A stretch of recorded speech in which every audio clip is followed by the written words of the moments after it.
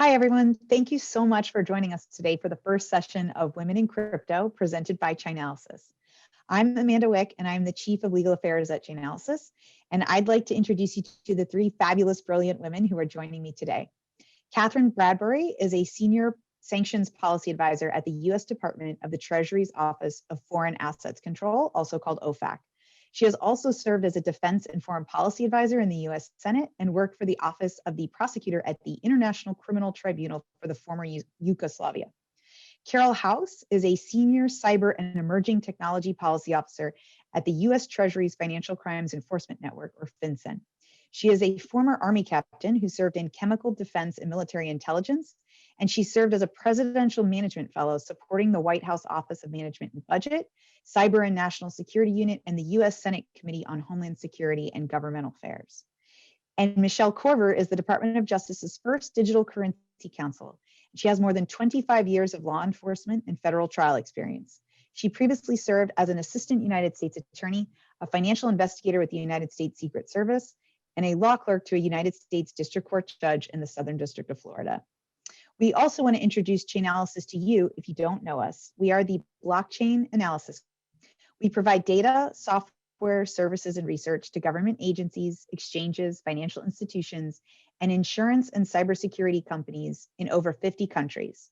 Our data platform powers investigation, compliance, and risk management tools that have been used to solve some of the world's most high-profile cyber criminal cases and grow consumer access to cryptocurrency safely. We are going to save time for a brief question and answer session at the end, but please feel free to submit your questions in the Q&A portion during our discussion, and we'll try to get to as many as we can at the end. Also, please note that all of the views expressed by the speakers are their own, and they do not necessarily represent the views of their respective agencies. And finally, they cannot answer questions regarding pending investigations, enforcement actions, or the of ongoing regulatory rulemaking. So if your question isn't addressed at the end, that may be the reason. So I would love to just jump in. I'm so excited to see you all. And personal background questions for fun. Let's just start with what got you into crypto. How long have you been in the space, and what's your earliest crypto memory? Katherine, let's start with you. Sounds good. Hi, everyone. So I would say I got into crypto, it was only after I got to OFAC and was interested in seeing what some of the other portfolios outside of my assignments were. And I became really interested in taking on the virtual currency portfolio because it is so different and emerging compared to some of OFAC's more traditional focuses. So I have been working the virtual currency portfolio for about a year now, and I'm looking forward to getting more exposure to it over time. All right, Michele, let's go to you next. So I started working on cryptocurrency matters back in the summer of 2013 when I was a federal prosecutor out in Denver. And it was interesting. I had seen virtual currency before used in the context of money laundering as a criminal prosecutor, having gone to a training where they talked about Second Life and the use of Linden dollars. And I thought that was very fascinating. And so when the agent walked into my office one day and started talking about darknet markets and drug traffickers and money laundering involving Bitcoin, I was immediately hooked. And so that's how I actually got my start working in the crypto world on the dark side of things. I'm laughing because mine was this, I think that's exactly when we met, like same incident, same time, but I think Carole may beat us all, don't you? I don't know. So, well, what got me into crypto was actually cyber. And yeah, I've had kind of a hard cyber and tech exploitation background and nexus with my career since like about a decade ago in the Army as an intelligence officer, but really started to look at blockchain and like hard crypto probably about 4 or 5 years ago. And especially when I first came over to FinCEN, it was great. So looking at, you know, blockchain as one word, sort of being like soft cipher blockchaining as a type of encryption combined with distributed computing, and you get blockchain as one word, sort of like, oh, that's pretty cool. So like from a very nerdy perspective, that was kind of my earliest memory of thinking like, oh, that's what this is. Okay, that's how that works. So I think something that would be helpful is if each of you could just talk about your role, but then also kind of like the role that your agency plays in the space, because we hear so much about DOJ, OFAC, and FinCEN, but like kind of tell us like, where do you sit, what do you do, and specifically like your place in it. This time we'll start with Carole. Great.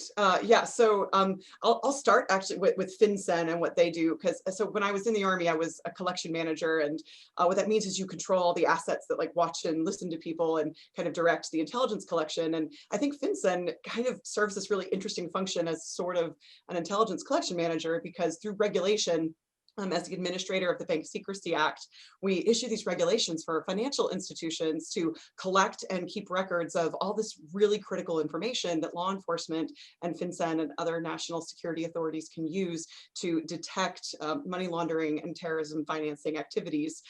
So that's the role of FinCEN in this space. And then of course, in the role of virtual currency, that means that when there's financial activity involving these assets, that activity is covered because our framework is technology neutral. Me personally, I'm the lead for cyber and emerging technology policy issues. So I work a lot on cyber-enabled financial crime, things like virtual currency, regulatory and strategic policy, and then digital identity, which is a really interesting kind of triad of things together where some of them exacerbate the others and some of them can solve some of the problems for the others. So yeah, that's what I do over at FinCEN. It occurs to me that starting with you, I should have said, what does FinCEN not do in crypto? And that probably would have been a shorter answer. So that's on me, not you. Okay, let's go. Katherine, how about you? So I work for OFAC, which is the Office of Foreign Assets Control, and our mission is to administer and enforce economic and trade sanctions based on national security and foreign policy goals against threats to the country, be it our economy, national security, foreign policy. And so that includes targeting the illicit use of digital currency. And so within OFAC, which is about a 200-person office, I sit within our policy division, which is about a 10 to 15 person group, and I cover virtual currency, but I also cover cyber, election interference, Russia, and some of our smaller Eastern Europe portfolios. So there's no shortage of things to do these days. But OFAC policy in general, as said in the name, we focus on sanctions policy and coordinating across other parts of OFAC as well as with the interagency. So I know both of you guys have enforcement divisions and the two of you sit in policy. Michele, you play an interesting role doing both for DOJ, correct? Can you tell us about that? Yes. So for me, I'm across a number of different functions within the same subject matter at the Department of Justice. I sit in the criminal division and specifically in the money laundering and asset recovery section. So my subject matter expertise related to cryptocurrency is prosecutions related to the financial transactions that might underlie any particular type of violation, and then seizure and recovery through our forfeiture statutes, whether it's forfeiture related to non-victim, where the law enforcement can take the assets from the criminal activity and then use it to fund enforcement needs, or whether we're recovering assets for victims in cases where there may be victims. And so in this capacity, I run the Digital Currency Initiative, and we do training, policy, consultation on cases, pretty much all of the different portfolios where there would be a need related to cryptocurrency in enforcing our criminal statutes across DOJ. So I think the question that everybody would ask, let's just get it off the table, is what do you guys think the hot topics and priorities will be for your respective agencies in 2021? Before everybody asks, like, what's happening and what's hot for you guys? Let's start with Michele this time. So for us, it's hard to know because we are still in the transition of having our Attorney General confirmed and for the priorities to be rolled out once he and his staff is in place. So I think we're all excited to hear what their priorities at the Department of Justice will be. I think generally in the cryptocurrency space, we're less affected by the priorities that are rolled out, because we see that cryptocurrency is a means of transferring or storing value across any of the violations that we are regularly involved in investigating and prosecuting. And so for us, although there might be, for example, in the last administration, the fentanyl and opioid epidemic was a very important priority of the Department of Justice. And so we saw a lot of funding and capacity related to darknet markets and, fentanyl distributors, and obviously the cryptocurrency facilitation or money laundering that occurs with that. But it still remains to be seen what where the priorities will be for this next administration's Department of Justice. And I think we'll just continue as career professionals cranking along with looking at any of the cryptocurrency effects or facilitation related to our criminal violations. And that's a really good point that was embedded in there that I think some people don't realize, is that when it comes to criminal prosecutions, that's going to be all DOJ, and that FinCEN and OFAC are going to be civil enforcement actions, and those are very different. So there was like a nugget in there that I think people can really appreciate and benefit from. Carole, what about you? What's on the horizon for FinCEN? You had a very, very busy Christmas season. So what's happening in 2021? I think a lot of people listening had a very busy time as well. I say that with a smile, not because you ruined my Christmas Eve. No, I tease.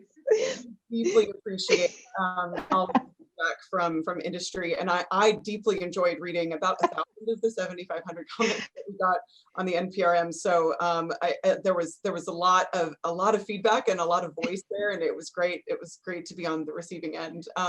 So I know we'll speak to it a little bit later, but implementing some of the really groundbreaking provisions from the AML Act of 2020 that was in the NDAA this year, that was a really significant piece of legislation that's going to be, it's going to change a lot of things, and it's going to drive a lot of really great efforts and even enhance ones that FinCEN already has underway. So there's really something for everybody on the AML side there. Obviously, the exploitation of emerging technologies, whether through virtual currency or cybercrime, is going to continue to be a priority for us. So, whether it's continuing efforts like through our rapid response program, which helps us to assist victims and law enforcement in recovering assets that were stolen via cybercrime, and which hit the $1 billion mark in recovered assets just last year, or combating unregistered MSB activity. That's also something that will continue to be a priority for us, as evident in our enforcement actions that you spoke to just in October, the latest one against a virtual currency mixer. And then also to be able to continue disrupting these illicit networks, we'll continue our innovation initiative and efforts to engage with the sector and really better understand and dissect innovative threat typologies and emerging technology issues. You hit on some really good things in there that we're definitely going to come back to. Katherine, what about you guys? I can already see in some of the Q&A that there's questions about OFAC and ransomware, and what do you guys think the hot topics and priorities will be for OFAC in 2021? Sure. So I think I'd agree with Michele that a lot of this will be dictated by the new administration, but some of the more bedrock focus points for us that I think will continue to be important to OFAC would be one, on the targeting front, we'll continue to target the illicit use of cryptocurrency to evade or circumvent sanctions, and that could be the use of digital currency by blocked persons and embargoed regions, as well as to facilitate sanctionable activity across the spectrum. And when we are looking at taking designation actions, we want to make sure that they're impactful. And by impact, we mean we have the ability to deter or disrupt the malign activity. And so particularly with, I guess, malicious cyber actors, they have the ability to mask or cloak their behavior more easily than others might. And that could include changing digital currency addresses, modifying their identities, or other techniques to try to throw us off the trail. So when we take a designation, we try to make sure that we're also providing enough information to the public, and particularly the compliance community, so we can all help guard against the misuse of the virtual currency products and services that are out there. And then I think one other issue that will continue to be an interesting and challenging way forward for OFAC is it just adapting to the unique elements that digital currency has. And so, for instance, when we list identifiers on our sanctions list, when we designate persons, we want to make sure that we're including the right information and making it publicly available. And so in several of our recent actions related to the misuse of digital currency, we've been including those digital currency addresses with those we've targeted to make that blockchain attribution public. And so we hope by putting that type of information on our specially designated nationals and blocked persons list, which is the long version of the SDN list, which is our sanctions list, we hope that that helps the private sector improve their ability to screen against these designated parties and prevent them from transacting in digital currency. And we also hope that there may be some possibilities that providing this information may create or make more evident links between things that might not have been as easily tied together without that public attribution. So we'll continue to look for ways to adapt to this unique environment.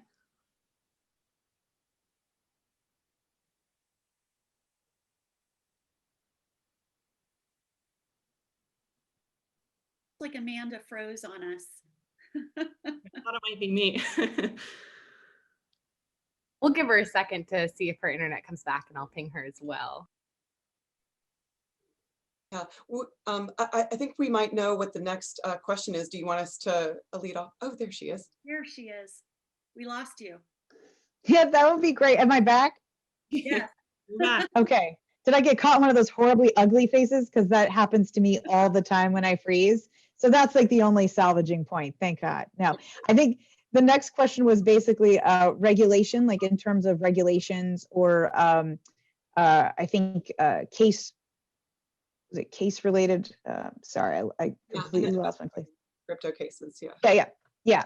So in terms of regulating or investigating crypto related cases, and actually I will tell you one of the Q&As that came in kind of touched on this, and Michelle, if you have like a second, one of the folks in risk and compliance asked about evidence needed to successfully prosecute a cryptocurrency related case, which I know we could spend like 3 hours on that topic, or you've done days on the knack on that alone.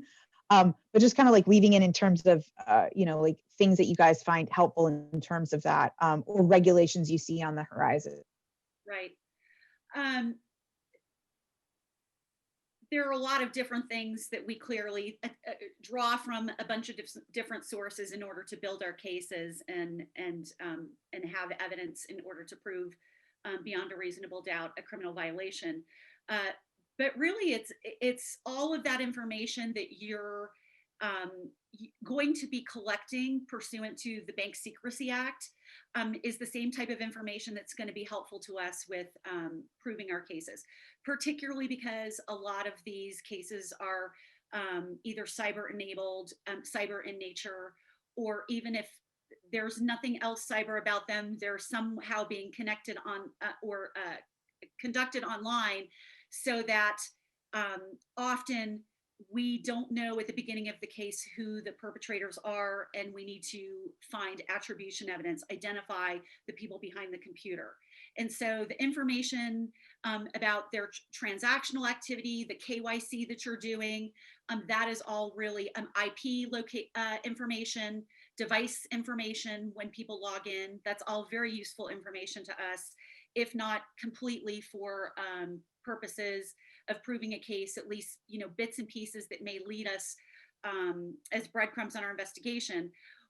Another thing that's actually really helpful is any communications that you have with folks that may be engaged in suspicious activity, that you may be doing follow-up discussions with in order to do your due diligence with your AML programs. Whether it's notes that you take from conversations that you have with those individuals, or if there's email traffic about, hey, we're seeing these types of transactions that didn't seem typical for the way you filled out your account holder application. Can you tell us, what the nature of these transactions, et cetera? Sometimes the responses that they will give is going to be very, very useful information for us in money laundering prosecutions, for example. So just every bit and piece as far as information you would normally collect in the BSA, and then any interactions that you may need to have with the customers while you're doing your compliance duties. And Carole, what about you guys in terms of, I mean, I know you've probably got a lot percolating, but in terms of, how your agency is regulating crypto, I know you've got the NPRM kind of on hold, but do you want to talk a little bit about that? Yeah, absolutely. So I think it's fair to say that FinCEN is and probably will still remain on the forefront of regulation and investigation in crypto, and will continue to leverage a technology neutral approach in that regulatory and enforcement framework, specifically by trying to examine really the nature of the activities that are happening and trying to determine where controls must be put in place to handle those unmitigated money laundering and terrorism financing risks. And one of those is by continuing to consider the incredible feedback that I mentioned before that we've received from industry on our latest NPRMs. And in fact, there's some great news. Even like today was when the Federal Register officially published what we announced 2 days ago, which was an official extension for 60 days for notice and comment on the latest rule related to wallet transactions. So we're hoping that industry will continue to offer feedback. You've got 60 days, and I think that's March 29th. So please continue to give us feedback, especially technical feedback that really helps walk us through like specific things, the way that they work, and where you think that specific changes should be made to better accommodate whether it's definitions, which policy wonks like me love, or talking about just the nature of risk and really where we should be looking to introduce that critical transparency that record keeping and reporting obligations bring. Down the road, I think that we'll continue to consider where there's other areas where we feel that the virtual currency framework could be optimized. Like we issued a notice at the end of December last year highlighting our intent to propose regulations for virtual currency coverage under the FBAR. So that's something that we'll be continuing to look at. And then on the investigative side, we'll continue focusing on the types of networks that are exploiting virtual currency, including cybercrime groups, ransomware networks, as well as violent extremist groups. So we will continue trying to combat jurisdictional arbitrage as well. So monitoring and registered MSB activity, including when it's headquartered overseas, but is still being conducted wholly or in substantial part in the United States. Yeah, I definitely want to grab let me come back to a piece of that, what I call like the responsible innovation thing. But Katherine, in terms of OFAC, things you guys have regulations, I know you probably can't talk about any guidance that's coming out, and you had the big ransomware last year that we send to everyone, and we try to push out as much as we can, but anything that you can talk about. Sure. So I think you wouldn't have an OFAC participant if I couldn't say we can't talk about future sanctions. Right. I thought it might be helpful to talk about some of the recent things we've done to help paint a more full picture of how we look at this problem set. And so on the targeting front, in the last couple of years, we've actually had 6 rounds of sanctions related to the illicit use of digital currency. And those have not only been diverse by geography, but also by the activities they've targeted. And so we've hit ransomware perpetrators and facilitators, North Korean state actors, Chinese fentanyl vendors, Russian nationals who are stealing currency from US and foreign victims, Kremlin-linked actors supporting a Russian troll farm, as well as Chinese crypto launderers. So it stretches quite the gambit, and there will probably be more to come on that front. I think one of the more recent actions we've taken was in the enforcement space. In late December, we had our first enforcement action in the virtual currency space, and it was in the form of a settlement with BitGo Inc., which is a California-based tech company that specializes in digital currency wallet services. And as part of the settlement, the company agreed to pay about $99,000 for over 180 apparent violations across multiple sanctions programs from 2015 to 2019. And it was as a part of their deficiencies in their sanctions compliance program, they were allowing persons in blocked jurisdictions, which range from Iran to Syria to Crimea and beyond, to access their services. And so I would say that this action isn't only significant because it's our first one in this space, but also because it helps to remind folks that OFAC sanctions compliance obligations apply to all US persons, including those in the digital currency sector.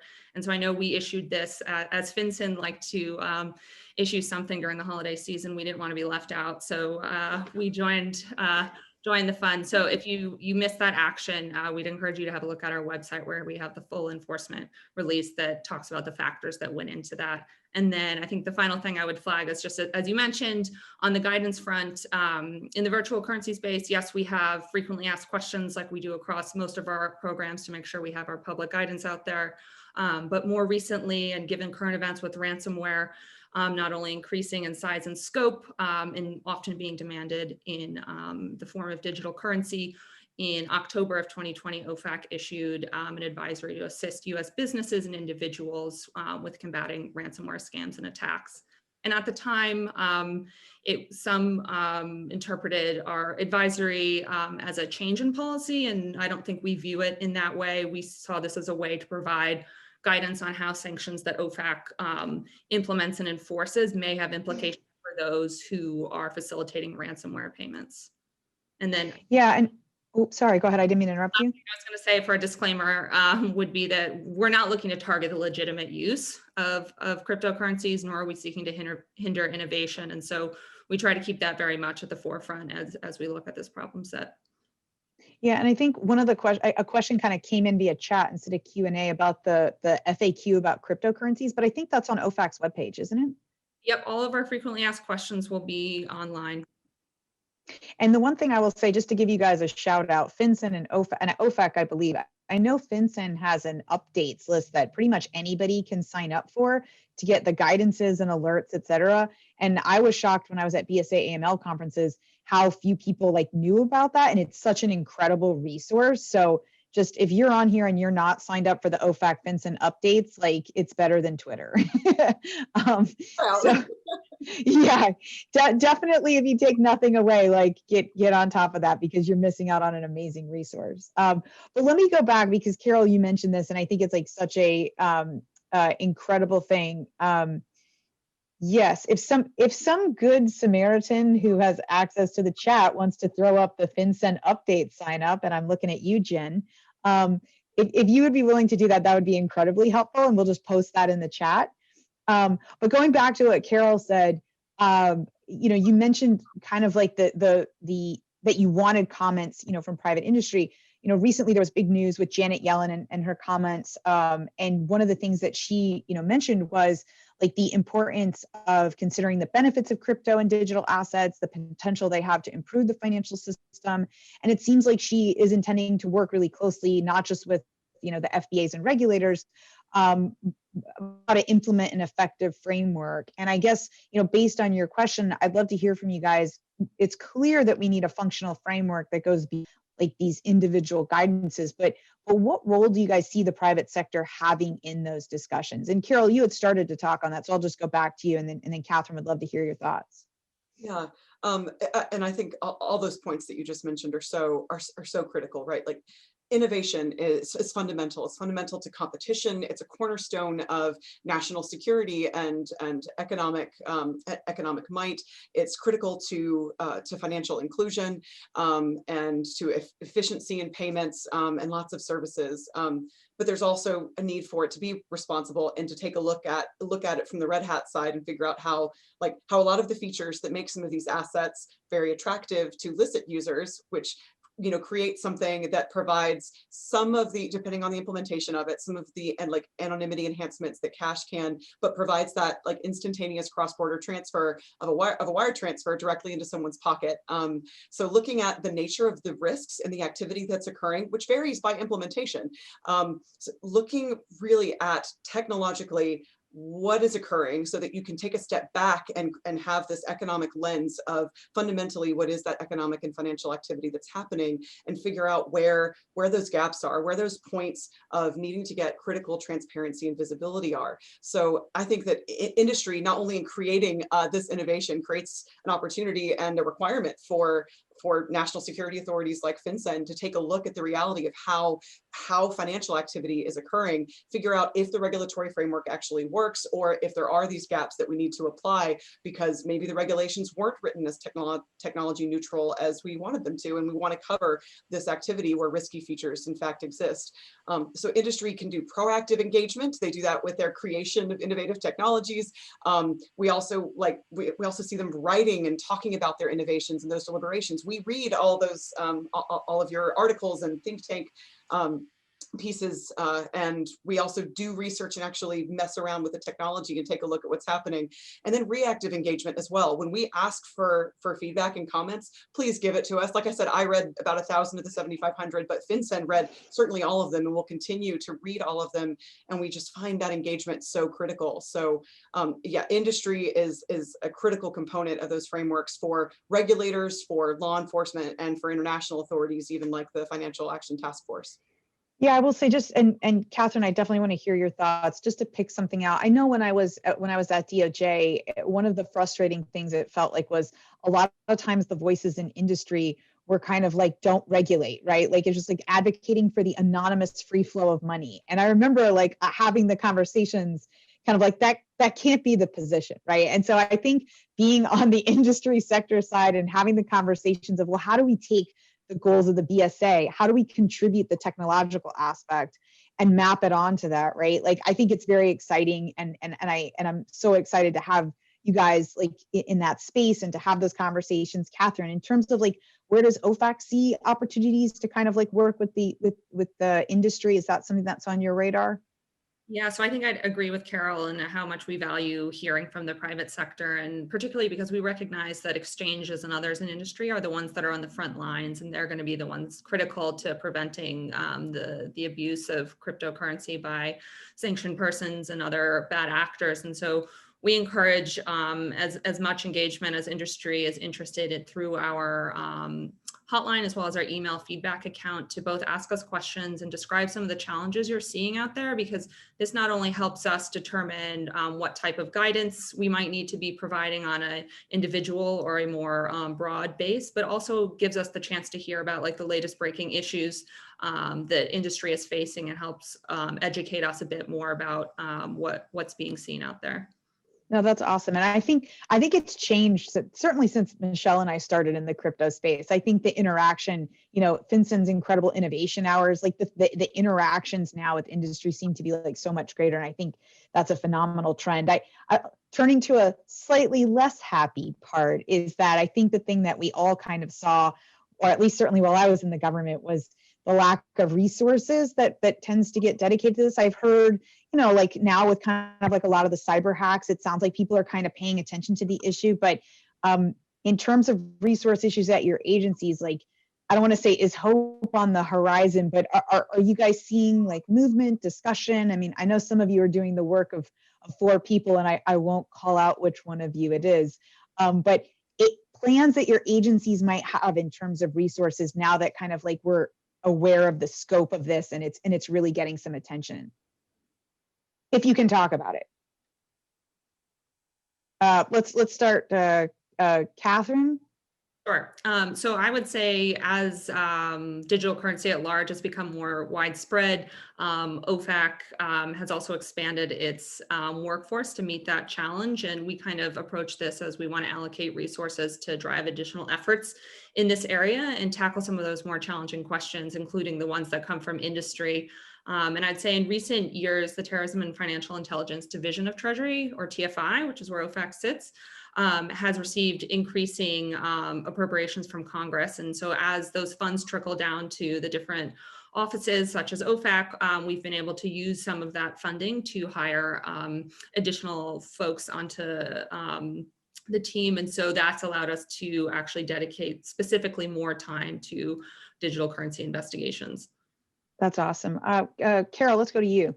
Yeah, I'm really glad that you raised that issue, because workforce is critical, right? Whether recruiting, training, retaining, upskilling it, absolutely critical in the virtual currency and cyber domains. And in order to maintain a good technology neutral approach, FinCEN has really had to maintain and build substantive technical expertise to sufficiently monitor and stay on top of emerging developments in the space, to really understand and see the forest through the trees, right? To more pointedly see the real activity that's happening, divorced from, or thinking, looking at the technology and understanding that activity that's happening. So this means building and maintaining a workforce across all of our functions, right? Policy, enforcement, intelligence, legal, that has a deep understanding of the financial aspects, the technology aspects, as well as understanding that red hat national security threat aspect. So FinCEN has built a really incredible cross-functional team of experts on cyber and virtual currency. That's why I left OMB to come here. I was so impressed by the team. It was too incredible of a group to turn down working with regularly day in and day out. But we have to continue to grow to meet our mission set and keep pace with the growth of and developing technology in the fintech market. So FinCEN is hiring. We have posted several positions lately. I was going to say, I've seen some good ones. Yeah, in policy and enforcement. So please keep an eye out on USA Jobs and have a saved search for opportunities to come work with us. Please do. Yeah, the time I spent at FinCEN was incredible, and it's being led by two of the greatest guys in the world. So I can't say enough good things. Definitely apply for those jobs. Michele, what about you? You mentioned the digital currency initiative. Things that you can talk about in terms of expansion, getting more bodies. I know that the FBI OIG report came out that clearly said FBI needs more resources, and you might not be able to talk about DOJ wide, but anything that you can talk about in terms of additional resources. I would just echo generally what Carole has previously described, that obviously we're seeing an increase in this. It requires some expertise to do our jobs most effectively. And I think that we will hopefully continue to get the resources that we need. I know we actually just hired another person at the Digital Currency Initiative, which I'm very excited about. I know that we had a lot of successful seizures and forfeitures this last year, and those will eventually trickle down for all the way from the local police that may have worked on something to salaries, within the DOJ that will support these cases and these investigations that are really important. And I think that there's going to be sufficient attention on the resources that are needed, because what we have seen, at least what I've seen in the last, I would say 18 months or so, is a real increased bleed over of cryptocurrency activity within traditional fraud that we hadn't seen in past years. The ransomware is really prolific. And so I think that those people that are in charge of the purse strings, we're making sure that they're aware of the needs, and we're hopeful that they'll be able to satisfy them. Yeah, and Carole, you mentioned this earlier, and I wanted to go back to it. You mentioned the AML Act of 2020, and I know this might not impact OFAC as much, but Carole and Michele, can you guys talk about the ramifications of that and the impact that it's going to have on your agencies? Yeah, absolutely. So yeah, like you mentioned, and like I spoke to earlier, the AML Act is huge for FinCEN and really anybody in the AML space. There's something for everybody in there. So there's several provisions that enshrine initiatives that we're already doing on innovation, regulatory reform, industry engagement, like pilots and the BSAG, the BSA advisory group, and FinCEN Exchange as well. So in the immediate term, it's more like it shows the alignment between FinCEN and Congress on a lot of these efforts. And then second, along some of those lines, a lot of the act really involves working closely with industry and regulator and law enforcement partners to align our senses of risks and priorities, very much in sync with our advancce notice of proposed rulemaking on AML effectiveness that also went out last year. So aside from that, on some of the long-term impacts, there are some really great aspects of the statute that have some huge long-term impacts. Beneficial ownership is going to be big, and like I mentioned, I work in identity. That's so big, right? So yeah, everybody's stoked about the UBO stuff. I mean, I think that's hugely exciting. It has so many implications, right? From there's regulatory actions in there. There's like technological issues.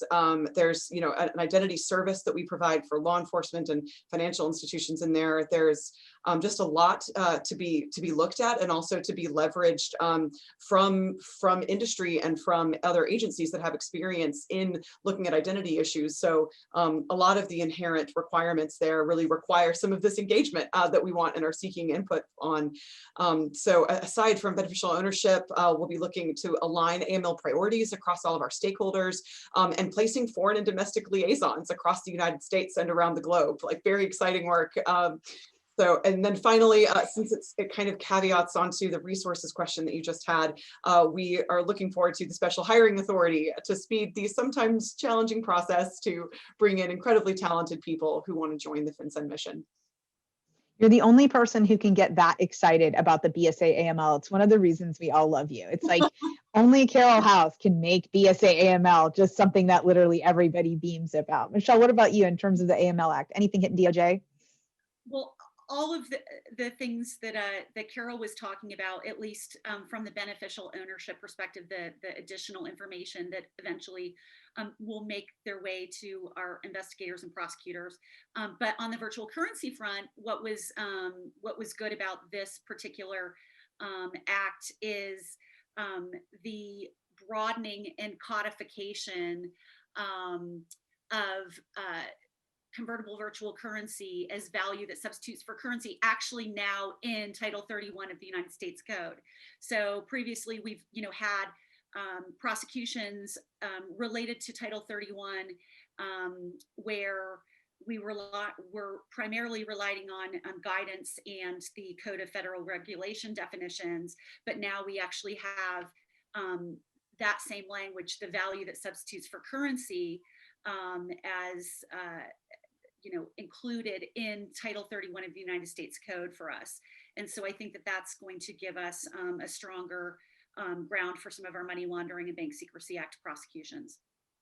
Yeah, I don't know if you guys have noticed, but in the chats, there's so many people that are watching that are located in countries outside of the United States. And it's actually like incredible. It's a horrible side effect of the pandemic that we're doing this virtually so everybody can be here. But I think a lot of those folks are watching the US and other countries who are working in this space. Can you guys talk about whether your agencies are looking at other countries or working with other countries to kind of collaborate on those regulatory frameworks? Katherine, let's start with you if there's anything you can talk about. Sure. So I would say off the bat is we actually have a sister office, the Terrorist Financing and Financial Crimes office, that is primarily tasked with these foreign engagements. But specific to the sanctions side of the house, I'd say that sanctions are going to be more effective when they're coordinated with our partners and our allies. And we are always looking for more ways to take joint actions with some of our close partners, including the EU, Canada, as well as the UK, now that they've split off from the EU. And this, I think, is in the virtual currency space, there's definitely more potential as some of those countries also stand up their own cyber programs in the sanctions realm. So we look forward to the opportunities ahead on that front. Carole, how about you guys? I know FinCEN does a pretty good job, but I'd love to hear kind of like in terms of crypto cooperation, what are you guys seeing in terms of global activity? Absolutely. We work with our international partners all the time and love doing so. So we participate in the U.S. delegation to the FATF, the Financial Action Task Force. I'm actually going to let Michele speak to that because she is also so deeply involved in that wonderful effort with international partners. But Egmont, the Egmont Group of Financial Intelligence Units, or FIUs, is also really critical for us. Over 160 FIUs internationally that we get to work with and share information with to be able to support investigations involving illicit finance, including involving virtual currency activity. We also are participating in an FIU symposium, which previously was the Heads of FATF FIU Forum, where we've consistently worked on virtual currency issues across FIU leadership, looking at best practices involving virtual currency investigations. We also have a lot of bilateral relationships, whether it's in supervision, supporting investigations, or working with regulatory partners, doing training to provide either technical assistance as they're drafting their own frameworks, understanding theirs to better inform ours. So there's just tons of partnership with our international colleagues. And Michele, I know you've been really busy with FATF, so would love to kind of hear your kind of international efforts. Yeah, separate from FATF, which I'll touch on a little bit, even within the Department of Justice, we actually are regularly interacting with our foreign partners, both in a collaborative capacity when we're working on these cases that are often multi-jurisdictional with our fellow investigators in the other countries, but also with the other central authorities as far as them needing things that we have here in the States, and then us needing things maybe that are at companies or financial institutions in their countries. And so, to add to the Women in Crypto event, two of the most active kind of crypto savvy women in the DOJ are at the Office of International Affairs, and on a regular basis we're interacting with our foreign partners in order to have evidence and assets going in both directions. We also have our Office of let me say this right. It's the Office of Prosecutorial Assistance, Development and Training. And it is a joint venture. You can just say opt-out. Everybody calls it opt-out. Yeah. Know what I'm saying when I say opt-out. And it's a great network of experienced attorneys who are set up as resident legal advisors all over the globe. And I know that they have been doing, it's a joint venture with the State Departments in those particular jurisdictions. And I know that in recent years, they have been doing increased trainings and information sharing with our prosecutor investigator counterparts, sometimes also the regulators in those jurisdictions, to try to help increase their capacity and share notes about cryptocurrency techniques, tools for our particular portfolios. And we also funded a full-time position, which is a global cryptocurrency ICHIP coordinator. And this individual is responsible for basically coordinating those cryptocurrency type programs through opt-out, as I've mentioned. So we're regularly interacting with our partners in that capacity, as well as with the Financial Action Task Force, providing information that can help those different committees to figure out how they want to develop the recommendations and the guidance, both for the policy development group, where they're actually creating the guidance and the actual recommendations, but also in the risk groups, where after you've got the program set up for the virtual asset service providers, you know, how do you actually supervise these particular service providers? What types of things should investigators be looking for? How do we conduct seizures, et cetera? And we've worked with our partners to compare the different techniques that we use that are sometimes different because we have different legal systems, different constitutional restrictions as to how we handle both seizures, investigations, et cetera. But it's very, I think, helpful for everyone for us to talk about what works in our respective jurisdictions, how we've set up our statutory regimes and our supervision practices, not only so that we can all learn from each other as to what's working in this evolving area, but also for those maybe smaller or jurisdictions that maybe are just starting to ramp up their both their statutes that may cover criminal activity, but also their regulatory regimes, what has worked for the US and for some of the other jurisdictions that have been in it for a while, and what can they maybe copy. Well, and that's the interesting thing. Crypto is so new that even just like a couple of years ago, working with some major jurisdictions that still just haven't encountered issues or made policies where our interactions with them were shaping what they decided to do. And it still felt a little bit like the Wild Wild West in both a great and terrifying way. So depending on the day and where you were at. But so this will be the last question, because we have a ton of questions and I got approval to run over, because when I saw how many questions, I was like, oh my gosh, everybody wants to talk with you guys. So this is the last question from me, and then we'll turn to the other questions. But it is a Women in Crypto event, so I definitely want to ask this. I know we've all been kind of like around in this space for a while, but what has it been like for you as a woman in this space? Have you seen changes since you got into it, positive, negative, like kind of like what's that experience been, or what have you seen, noticed, thoughts, comments? Just curious. Let's see. It's been great. I mean, I have to say that I've done a number of different things throughout my career, and I think I'm surrounded by more women in the cryptocurrency and blockchain space than I have in my entire career, and that has been, I think, really, really interesting. And it's across government in technical positions. We've got, across the country, prosecutors and U.S. attorneys' offices that are, a lot of the women are the leaders and the subject matter experts. I think my cohorts over at the computer crime and intellectual property section in the criminal division, Alden and Louisa and Jessica, 3 women who are experts related to cryptocurrency prosecutions. So it's been great, I would say, to be surrounded by so many both accomplished and as well excited about the technology and the creativity that you really have to use when you're working in this space. Yeah, I'm just gonna like completely echo that and say that first off, starting on this panel, including Amanda, we missed you on the government side. It's cool. I'll get over it. These are some of the most incredible people that I've gotten to work with on the government side. Just incredibly brilliant and innovative and thought leadership full women.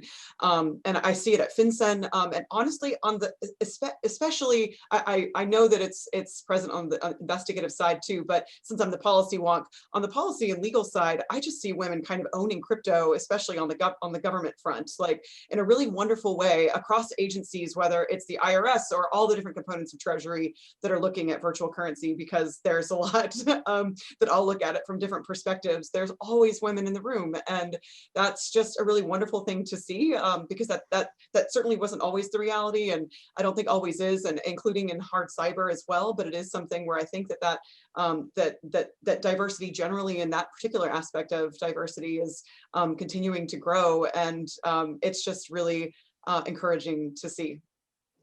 And I would say, yeah, the most gender balanced places I've ever worked, and even within the virtual currency portfolio, we have additional targeters as well as folks in our compliance office that are women, and I think we always welcome the opportunity to bring on more of them, because who can have enough women?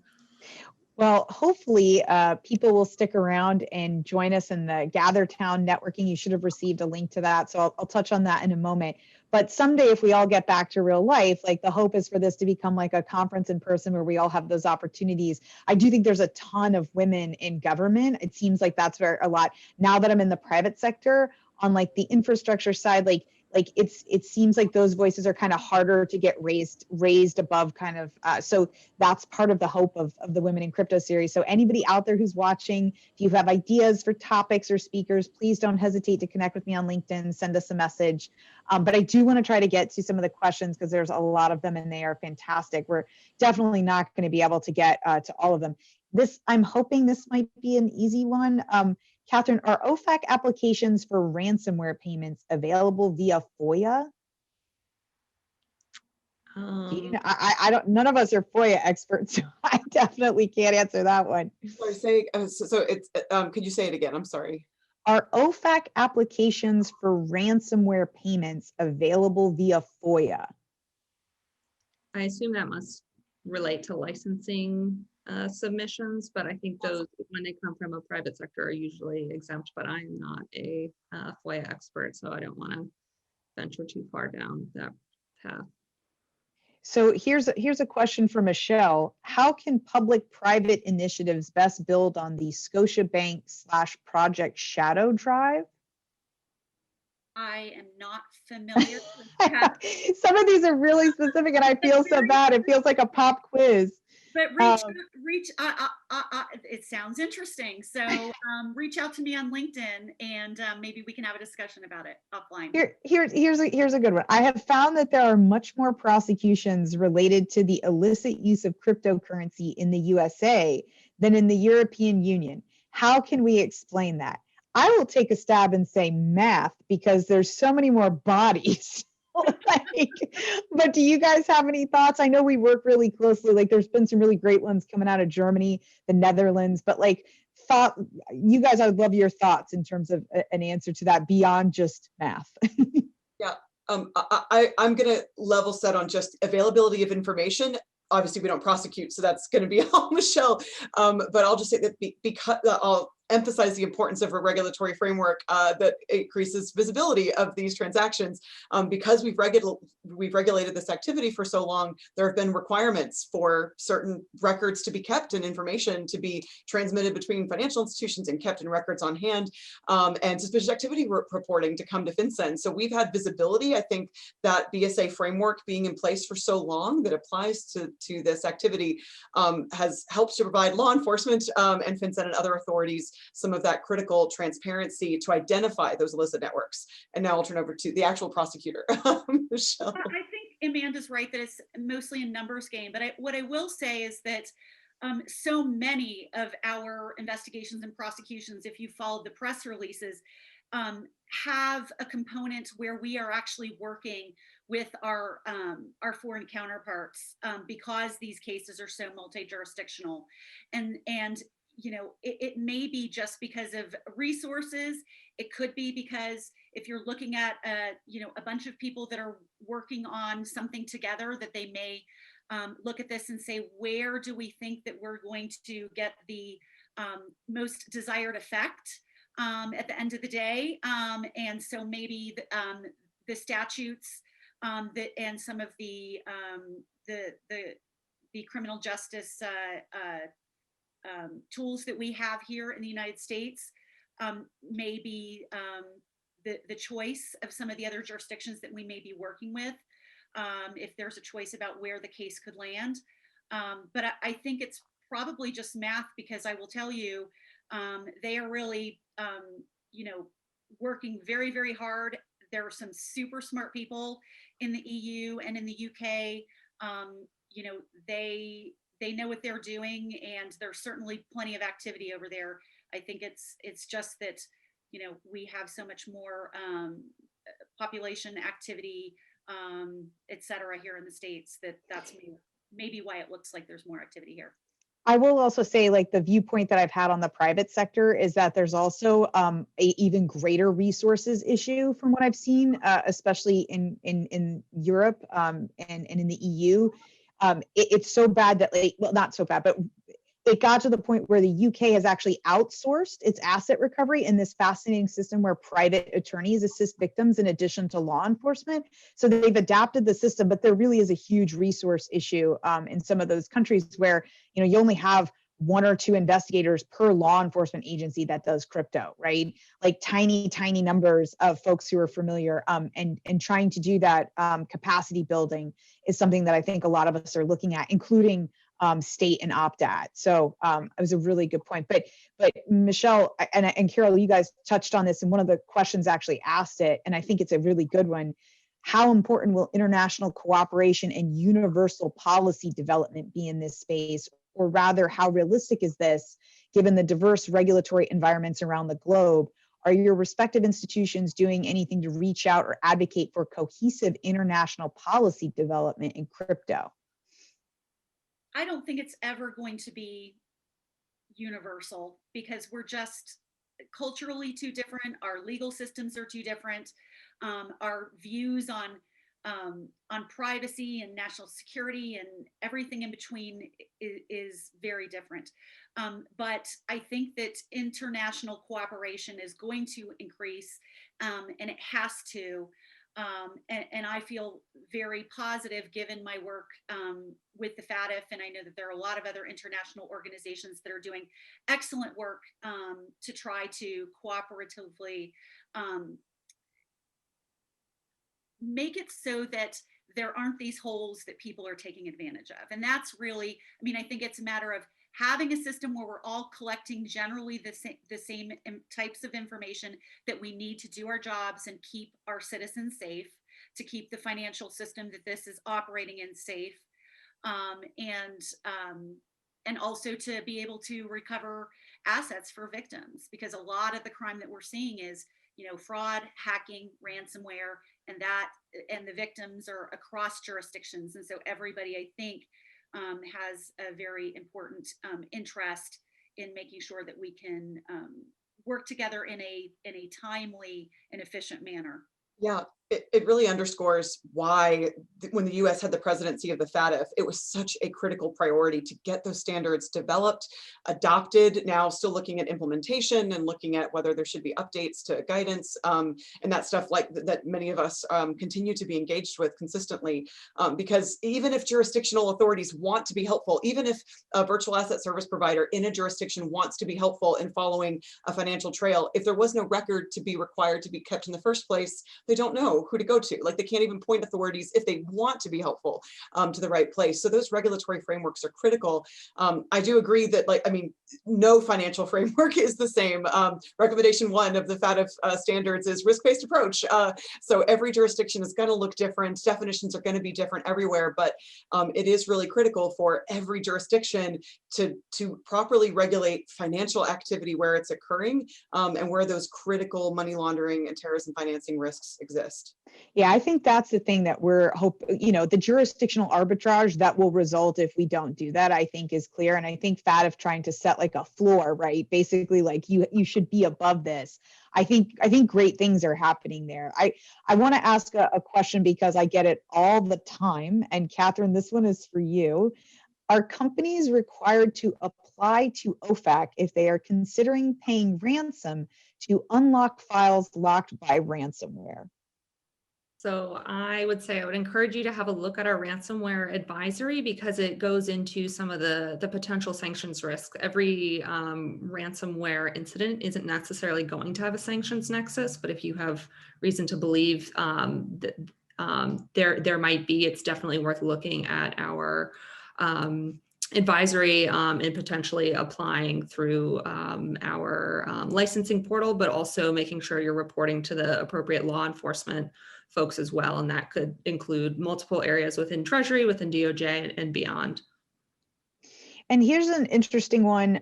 It was kind of mentioned in the DOJ crypto framework. So it's thoughts on privacy coins. Seeing exchanges delist, do you see this as generalized concerns regarding the ability to comply with AML KYC, or do you believe part of the concern is increasing regulatory scrutiny? Well, the DOJ, we're not regulators. So what I would say is that's a question that you have to ask each individual company that may be making decisions about what their comfort level is with their risk. Yeah, I agree there that it's probably, like, I mean, risk can include like potential regulatory risk and liability. So I think that there's just a lot of questions out there right now, even for more transparent assets, but also for anonymity enhanced cryptocurrencies. Like, where are those risk mitigations? Like, where are the things that help to ensure some of that critical transparency when it's necessary, and how are you fulfilling those due diligence obligations? So I think that really it is an institution, individual facts and circumstances and risk-based approach. But as the sector continues to focus on compliance solutions and how some of the really innovative technologies that are out there in the world might be able to help support use of privacy enhancing technologies, but that can also provide that critical transparency upon proof of due process or need for it to appropriate authorities, including financial institutions. So I think that as industry really continues to focus on its innovative efforts and focusing on developing compliance solutions, there's a lot of opportunities to help highlight where there might be able to be risk mitigating measures put in place to make people more comfortable with any kind of asset or operation. Yeah, I think that's the key, right? Is that some of them have the ability to like toggle privacy on or off, and some of them don't, right? And we have to be able to have the conversation of where does the interest of privacy stop and where do we have to not have the anonymous free flow of money? And we have to be able to have context and like a fulsome discussion surrounding that. I'm just gonna, I know we're running a little bit over, but there's, I selfishly, I want to ask this question because I think I know the answer. You can certainly give it to us, but outside of blockchain analytics companies, is there a data repository where the information we collect on attacks and our analysis can be shared to empower a global intelligence and evidence collection? I guess I was thinking kind of like IC3 maybe, like because I know all the blockchain analytics companies will gobble it up. We'll take whatever data you'll give us. I mean, good data. Like I'm half joking, but like in terms of kind of like reporting, I guess I was kind of thinking, I think IC3 has a function, right, where they kind of collect analysis. I just was trying to think of whether you guys collect that data. Suspicious activity reporting, definitely. We love it. If only there was a repository of suspicious activity reports. Yes, yeah. So financial institutions, there is a vehicle to provide reporting. Right. This is if you're not a financial institution with a SAR filing obligation, right? Yeah, I guess, and it depends on the kind of thing that you're looking for, right? Like, for example, if you're trying to share cyber indicators, DHS and the Cybersecurity and Infrastructure Security Agency is a great place to go. And there's a lot of entities like information sharing and analysis centers that help facilitate sharing of cyber indicators in an automated way, or even just on other distros. So that can be very helpful, says the resident cyber nerd. But for other stuff, I'm sure like commercial tools, there's groups and associations around 314B, which is a safe harbor under FinCEN regulation and under the Patriot Act that allows for financial institutions and associations of financial institutions to share information to support the detection and reporting of money laundering and terrorism financing activities. So we just updated that fact sheet in December. So please take a look at our website for some updated clarifications that we offer to that safe harbor. But those industry administered databases would not be run by the government. But there are agencies that like law enforcement reporting, like IC3 that you mentioned. Of course, cyber indicators. And then FinCEN also shares cyber indicators that we have back out with the sector as well through our secure information sharing system. So I don't, go ahead. And some industry groups that actually have repository of this type of information, particularly in the human trafficking space. And I wish that I knew off the top of my head, I cannot remember. There's a couple of organizations that out there that actually collect quite a bit of information that's helpful to human trafficking. I feel like it's called the Human Trafficking Initiative or the Anti-Human Trafficking, like, different. All I know is that if you reach out, if you connect with Teresa Forbes on LinkedIn, who I consider the goddess of human trafficking at Treasury, okay, or Jane Khodorkovsky at DOJ, I'm going to shout out the two most fabulous women at human trafficking in the government, okay? If you connect with them on LinkedIn, if there's any questions that you have about human trafficking, these are the two women who live their lives committed to fighting it. And if you don't know their names, I promise you're not doing what you should be doing in human trafficking if you're dealing with the government. There's a lot of good resources. Thank you to everyone who threw links in the chats and shared information. Like, this was so fantastic. There's a lot of really good stuff in there. The names for the human trafficking ladies are Teresa Forbes at TFI, Carole, TFI? Yeah, she's at TFFC, which is an office under TFI Treasury.